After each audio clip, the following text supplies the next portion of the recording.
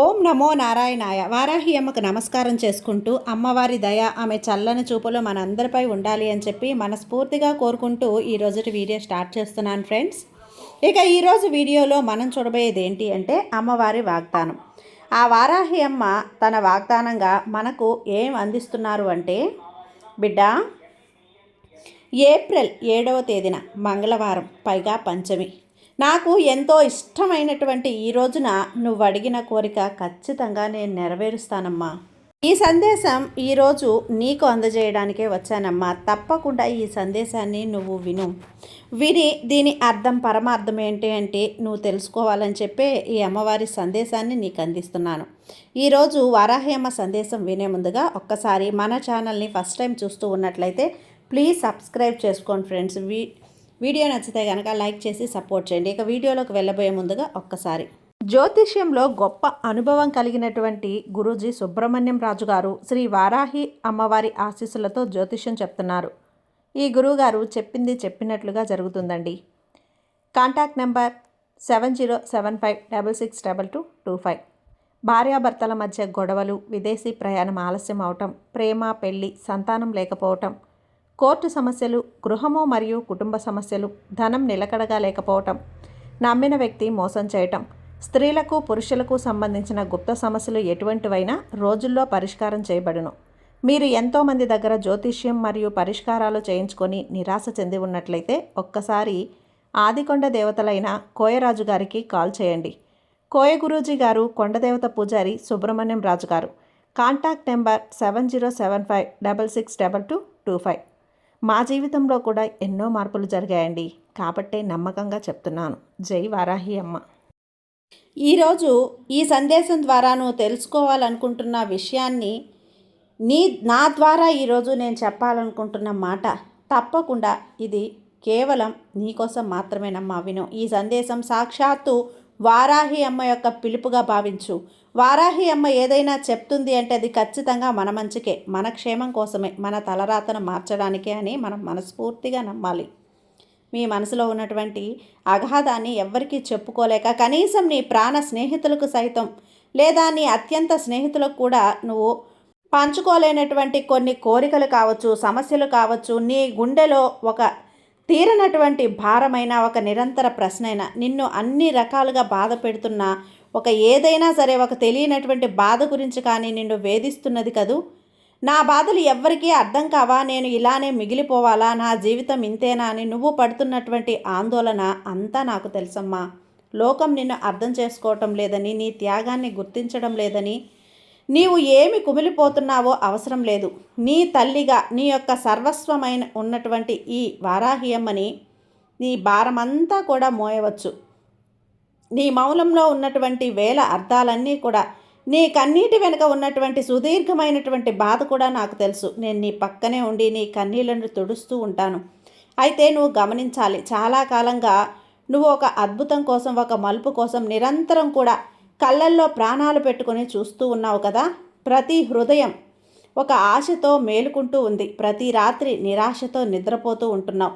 ఇది ఇప్పటికైనా జరుగుతుందా? అసలు ఆ దైవం అనే ఉంటే నా వర్ణనను ఆలకిస్తున్నారా? నా ప్రార్థనలు అలాగే నీ పూజలు చేస్తున్నాను, ఇవన్నీ కూడా సాక్షాత్తు ఈ వారాహి అమ్మకి చేరుకుంటున్నాయా అని నిన్ను నువ్వు ప్రశ్నించుకుంటూ మానసికంగా కృంగిపోతున్నావు కదా. చూడు బిడ్డ, నేను నీ ఇంట్లో అదృశ్య రూపంలో సంచరిస్తూ ఉండగా, నీ ఇంటి పూజ గదిలో నీ దీపం వెలుగులో నేనుండగా, నీ ప్రతి శ్వాసలో కూడా నా నామం ప్రతిధ్వనిస్తూ ఉండగా నీకు అసాధ్యమైనదంటూ ఏదైనా ఉంటుందా? నువ్వు పడుతున్నటువంటి ఆ సుదీర్ఘ నిరీక్షణ వృధాగా పోదు. ఏ శుభగడియల కోసమైతే నువ్వు కళ్ళు కాయలు కాచేలా ఎదురు చూస్తూ ఉన్నావో ఆ సమయం నీ వాకిట నిలుచుంది, తలుపు తట్టబోతుంది. చూడు, నీకున్నటువంటి ఒక గాఢమైనటువంటి అత్యంత పవిత్రమైనటువంటి ఒక కోరిక ఏదైనా కావచ్చు. నాకు క్షుణ్ణంగా తెలుసు, అది చాలా ధర్మపద్మమైనది, న్యాయపరమైనది, ఎవ్వరికి అపకారం చేయదు. కేవలం నీ ఆత్మ గౌరవానికి అలాగే నీ మనుగడకు సంబంధించింది కూడా నాకు బాగా తెలుసమ్మా. లోకులు ఏమనుకున్నా, అలాగే కాలం ఏదైనా కానీ, ఏ తీర్పు ఇచ్చినా కానీ అవన్నీ కూడా నాకు తెలుసు. నీ కోరికలో ఉన్నటువంటి స్వచ్ఛత నాకు తెలుసు. అందుకే ఈరోజు నేను నీ కోరిక గురించి ఒక నిర్ణయం తీసుకున్నాను. సంకల్పబద్ధంగా నెరవేర్చడానికి నేను సిద్ధమై వచ్చాను. నా ఆశీస్సులు, నా అనుగ్రహము నీపై అన్ని రకాలుగా ప్రవహించేటువంటి పవిత్ర గంగలా కురిపించబోతున్నాను. ఇక నీవు దుఃఖించిన అవసరం లేదు, కృంగిపోనవసరం కూడా లేదు, అలాగే బాధపడాల్సిన అవసరం అంతకన్నా లేదు. నీ మనసులో ఉన్నటువంటి కోరిక ఏమిటో ఒక తల్లిగా నేను అర్థం చేసుకున్నాను. లోకానికి అసాధ్యం అనిపించేది ప్రపంచం సాధ్యం కానిది అని చెప్పి కొట్టిపారేసింది. నా బిడ్డవైనటువంటి నువ్వు సుసాధ్యం కానటువంటి ఏదైనా ఉంటుందా? నా వాగ్దానంగా భావించు. ఈ వారాహియమ్మ మాట ఎంతో బలమైనది. అలాగే గుర్తుంచుకో, నేను ఎప్పుడూ కూడా నా భక్తులకు చెప్పేది ఒకటే, కేవలం రెండు మాటలు. అవేంటో కూడా నీకు బాగా తెలుసు. భక్తితో ఈ వారాహ్యమ్మని కష్టాలు నిజం పెట్టినటువంటి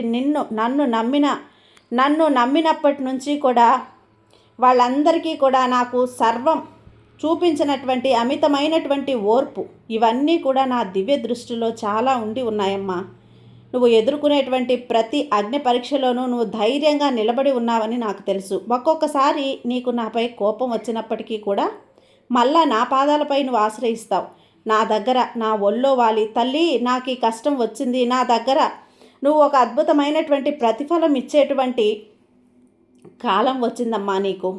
అది కూడా రేపటి నుండే ఆకాశం నుండి అద్భుతం కురిసినట్లుగా నీ ఎడారి లాంటి జీవితంలో ఆనందపు చినుకులు ప్రవహించబోతున్నాయమ్మా. అంటే నువ్వు ఖచ్చితంగా నమ్మి తీరాలి. నీ కళ్ళలో ఉన్నటువంటి కన్నీరు తుడిచి నేను నీకు అద్భుతాన్ని చూపించబోతున్నాను. అంటే నేను చూడాలి అనిపించేది అనుకుంటున్నావు కదా, అలా చేయటం కూడా నా బాధ్యతే. చూడు, నువ్వేమీ బాధపడని అవసరం లేదు. ఎందుకు చెప్తున్నానంటే ఇప్పటి వరకు నువ్వు అనుభవించినటువంటి కష్టాలు, సమస్యలు, ఎదుర్కొన్నటువంటి అవరోధాలు అన్నీ కూడా చూసి నేను అవన్నీ కూడా నీకు ధైర్యంగా ఇచ్చినటువంటి నన్ను నువ్వు నమ్మలేదు.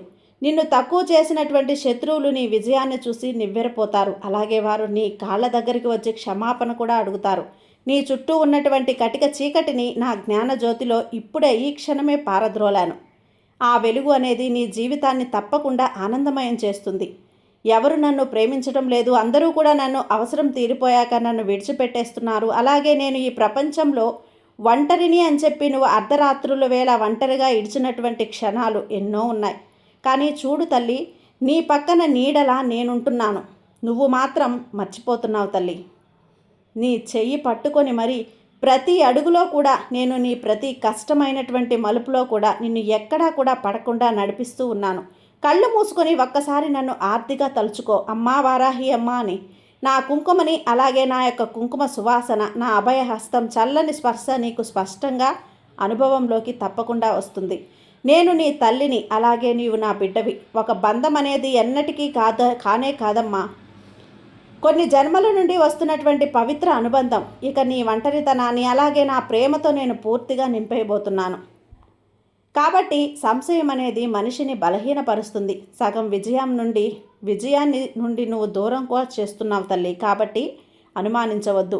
వారాహి అమ్మ, నా కోరిక తీరుస్తావా? నేను చేసిన పని చిన్న చిన్న తప్పుల్ని క్షమించు అని సందేశాన్ని అస్సలు విడిచిపెట్టద్దు. నీవు నా బిడ్డవు అని చెప్పాను కదా. బిడ్డ ఎన్ని పొరపాట్లు చేసినా కానీ తల్లి చూస్తుందే తప్ప ఎప్పటికీ కూడా విడిచిపెట్టదు. అదేవిధంగా మీరు కూడా నా బిడ్డలే. నీకు ఏం కావాలో ఎప్పుడు ఇస్తే నువ్వు దాన్ని ఆనందంగా అనుభవించగలవు అవన్నీ కూడా నాకు తెలుసు. నీ కర్మ ఫలితాన్ని నా అన్ని రకాలుగా కూడా నేను నా అగ్నిలో వేసి కాల్చేయబోతున్నాను. నీకు సంపూర్ణమైనటువంటి శుభాన్ని నేను చేకూరుస్తాను. నమ్మకంతో అడుగులు ముందుకు వేస్తే నిన్ను నేను 10 అడుగులు ముందుకు చేస్తాను. నాపై నమ్మకాన్నుంచు. నీ జీవితం బంగారమై అవుతుంది తల్లి.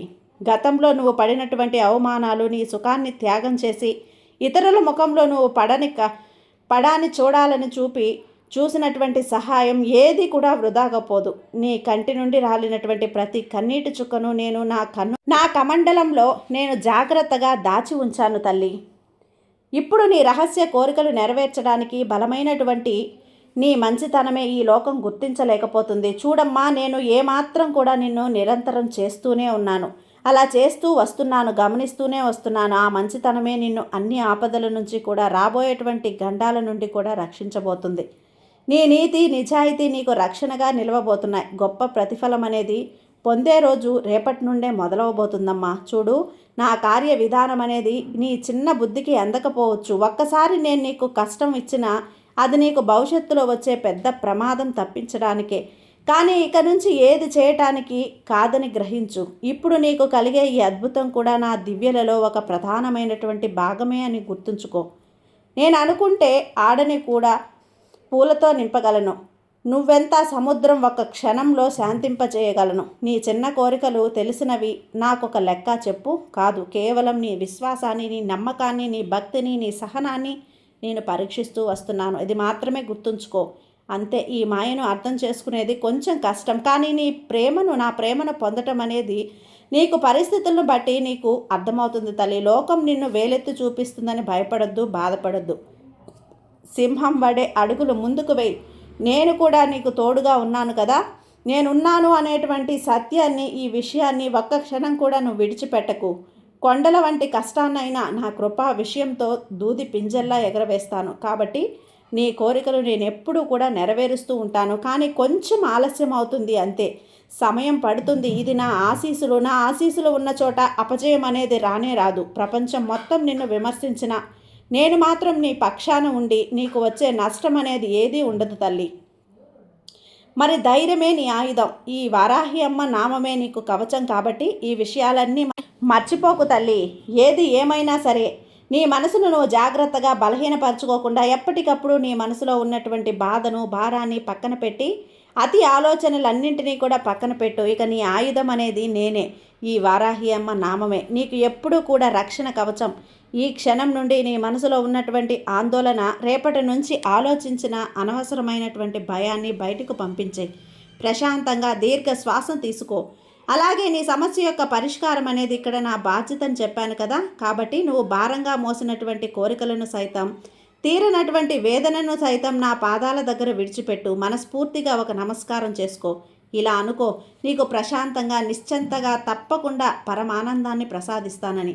వారాహి అమ్మ, ఈరోజు ఈ సందేశం ద్వారా నాకు సంతోషాన్ని పంపమ్మా అని. రేపు ఖచ్చితంగా నీకు ఆనందం అనేది నీ కంట పడుతుంది, నీ చెవున పడుతుంది తల్లి. జాగ్రత్తగా విని ఆనందంగా ఉండమ్మా. ఈ వారాహి అమ్మ ఎప్పుడూ కూడా నీకు తోడుగా ఉంటాను. సంతోషంగా ఉండు. సర్వేజన సుఖినో భవంతు. జై వారాహి అమ్మ.